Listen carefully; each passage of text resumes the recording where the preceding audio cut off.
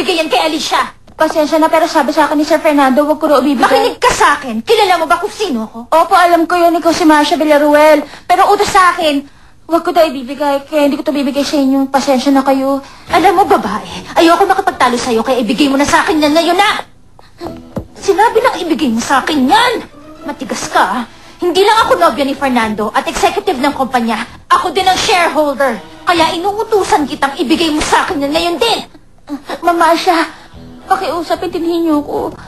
Kapag hindi mo binigay, papaalisin na kita ngayon dito.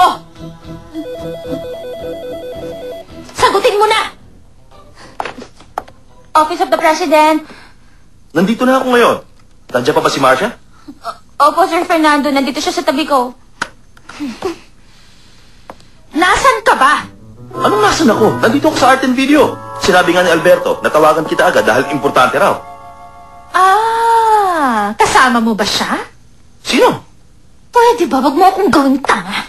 Si Carla Lagunes ang sinasabi ko. Ay, ano ka ba? Nakita ko lang siya nung paalis ako dyan sa kumpanya, doon sa may reception. Ha? Eh bakit siya nagpunta dito sa kumpanya? Alam mo na, gusto niya mag-apply sa susunod na commercial. Pero ayun, sinabi ko sa kanya na imposible. At saka, sinabi ko sa kanya na huwag nang babalik pa. Isa pa, pinilit ko nga siyang palabasin kanina dahil ayoko na nga mag-away pa tayo. Binalaan na nga kita noon. Sinabi ko na sa'yo na siguradong may pupunta ditong katulad niya at guguluhin ka. Kita mo na ang nangyari. Totoo nga! Bakit ako sisisihin mo? Mali ko bang pupunta siya dyan? At saka hindi niya ako ginulo. Humihingi siya ng trabaho. Kaya pala patay ang cellphone mo? Anong patay yung cellphone? Ay, tama ka. Nakapatay nga, Marcia. Kasi kanina, bago ko umalis dyan, sinacharge ko to sa opisina. At nakalimutan ko lang buksan. Ayan, nakabukas na.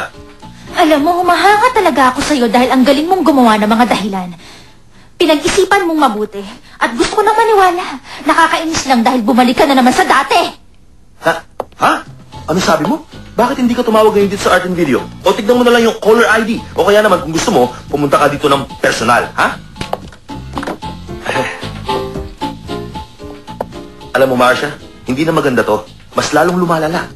Gusto mo talagang malaman kung nagbago na ako ngayon? Ibig kong sabihin, tatawagan mo na lang ba ako palagi para tignan kung nagsasabi ko ng totoo o kung nasaan ako? Alam mo, ganito ba lagi ang mangyayari?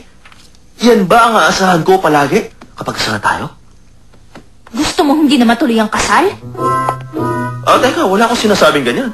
O sige, pumunta ka sa apartment ko ngayong gabi. Okay lang ba? Okay lang. Pupuntahan kita mamayang gabi. Nandito ako sa art and video. Nandito lang ako. Kung gusto mo tumawag. Ang sabi mo, hindi mo narinig ang tungkol kay Carla Lagunes. Sino, ma'am? Ano na nangyari? Anong kailangan mo, Omar? Hinahanap ko lang si Fernando. Nasa art and video. Oo, tama yon. Meron siyang meeting kay Serrano ngayon. O paano? Babalik na lang ako mamaya pag nandito na siya. Sige po, Sir Omar. Sana lang nagsasabi ka ng katotohanan.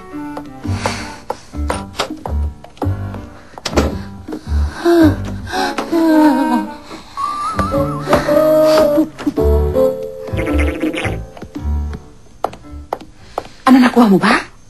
Hindi pa rin.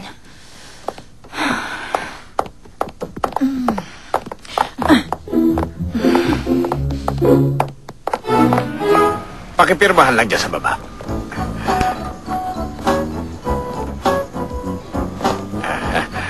Pirmahan mo na. Pirmahan mo na.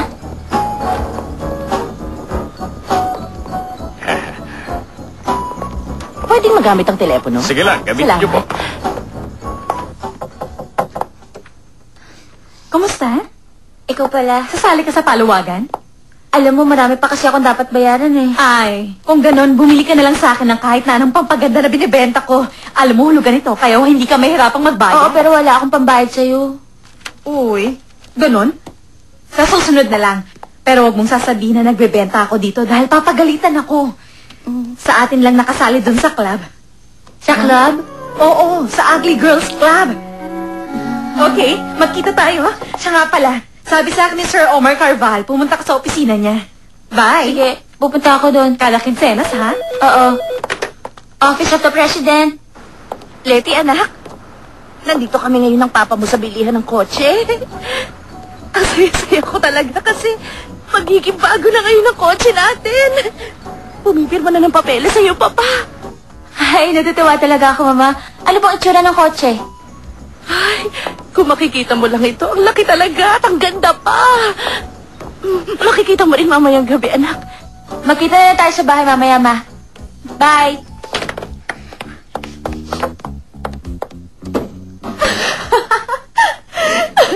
O, ano pang sabi niya sa'yo?